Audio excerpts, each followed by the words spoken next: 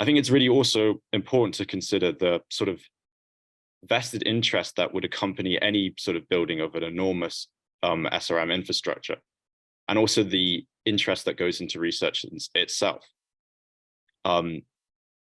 Speaking of those two, also the social systems and any sort of governance institutions and operational personnel that would be required to deploy SRM.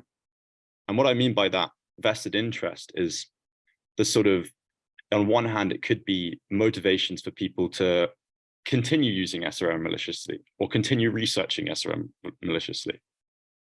And I think that's really key to understanding how complex it would be to either switch these sort of technologies off or switch off support for research.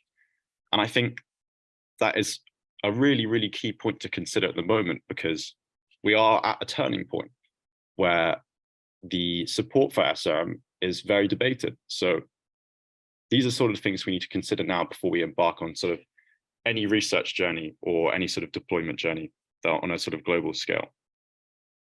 And when thinking about these vested interests, I think also consider the sort of financial opportunities that SRM creates and how that has so much power to influence people. For example, if you develop an SRM technique, you can patent it. If you design the particles for release into the stratosphere, that is a product that you have developed.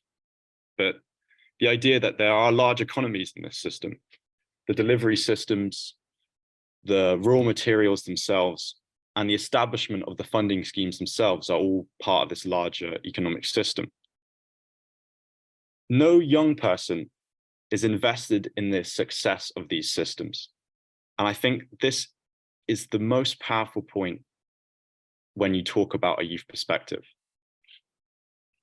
We just simply aren't invested into the sort of avenues of this technology as people are who are working in the field. And that's why I think it's so important to consider these youth perspectives.